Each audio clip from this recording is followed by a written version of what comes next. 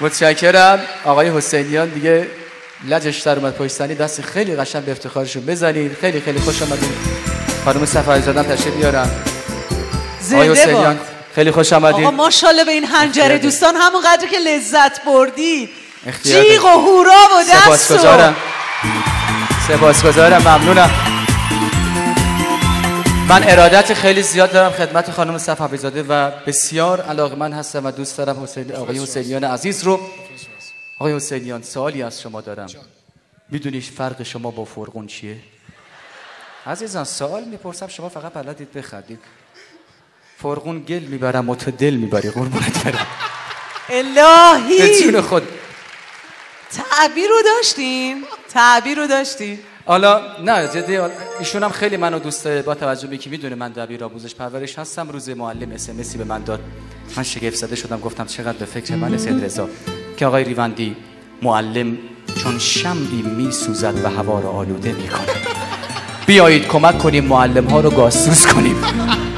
اما خب داریم ما به ایام نوروز داریم نزدیک. یه SMS داده چند روز پیش، شب عید و میوه ها داره گرون میشه، قدر خودتو بدون گلابی.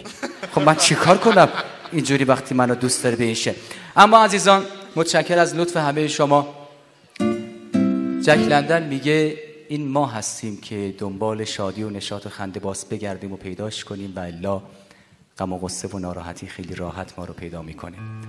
عزیزی بزرگ میگه هر کدوم از ما به اندازه زیباییمون رستگار میشیم. زیبایی تقوامون، زیبایی اخلاقمون، رفتارمون و یکی از بهترین جلوه های زیبایی انسان شاد زیستنه.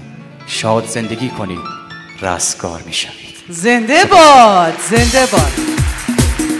حسن ریوندی و آقای فرهنگی لحظات خیلی خوبی رو برای ما امشب خلق کردن و آرزو میکنیم همیشه در پناه حق باشید. جناب آقای ریوندی چه در کار فرهنگتون انشالله موفق باشین، کار فرهنگی که به عهده دارین، هم انشالله در کار هنری روز به روز بهتر از دیروز. ما کلی اجرا افتخار داشتیم زیر سایه این دو بزرگوار باشیم، هم داخل کشور هم خارج از کشور.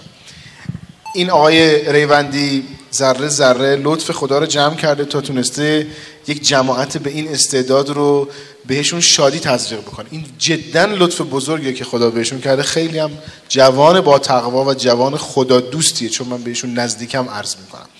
و بعدش هم که دلم میخواد از قاب دانشگاه آزاد و صفای شما یه عکسی همیشه تو خاطرش باشه. یه دست به افتخارش بزنید، هر وقت اسم دانشگاه آزاد اومد یاد این صحنه بیفته. زنده باد.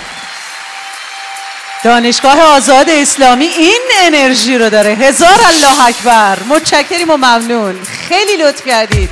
ممنون و متشکر. آقای حسینیان حالا با این صحبت ها حیفه که از مرد باید زنجلیل باشه. دست بزنید ببینم زنجلیلاش دست بزنن. بله درود بر شما باشه. حالا که اونه که زنجلیل نیستن دست بزنن. چرا دروغ میگید عزیزان؟ قباحت داره. در یک محوطه بزرگ بیشتر از 20,000 مرد رو جمع کرده بودن که بلندگوی میدان اعلام کرد آقایانی که زنجلیل هستن سمت راست میدان. همه دویدن. یه نفر موند، گفتن آقا تبریک میگیم، شما انگار خیلی مسلط به خانم بودید. گفت والا من خاک بر سرم میخواستم برم. گفت تو بمونم اونجا، تکون نخور. توجه میکنیم. آخه من یه مطلبی میگم، اگه واقعا خانم‌ها اینو قبول دارن خواهش میکنم اونجوری که دوست دارن از صمیم قلبشون دست بزنن. الان روز مرد خوب دقیقاً مثل دایناسور میمونه. چرا؟ خب حالا که نگفتم، چون نسلش منقرض شده. توجه میکنید؟ آقایون آماده هستید؟ زن خوب اما عزیزان درست مثل پری دریایی میمونه. از اولم افسانه بوده، وجود نداشته. حالا دست به افتخار هم دیگه بزنید. عروسکی واسه نزن بابا آهنگو منو بیچو. بگذاریم که موضوع همه فیلم های هندی این که آخر سر همدیگر یا پیدا میکنن یا گم میکنن. دیدید. اما از این قضیه هم که بگذاریم، بریم سراغ یک برنامه زیبا و جالب تلویزیونی.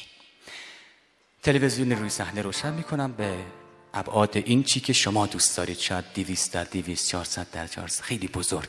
در هر شبکه از این تلویزیون شما شاهد و شنوا خواهید بود یک برنامه خاص تلویزیونی رو. اولین شبکه از این تلویزیون مستند زیبا داریم با عنوان حس برتر یا راز بقا. سال هاست راز بقا رو میبینید، اما داوود نماینده است که با صدای پرتنین و زیباش این مستند رو گویندگی میکنه. یه قسمت از مستند راز بقا رو با هم میبینیم.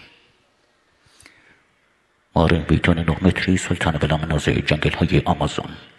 حرکت این مار هیولا باعث ایجاد رعب و وحشت در این جنگل مخوف می شود. پرندگان با دیدن این مار سراسیمه به آسمان پرواز می کنند.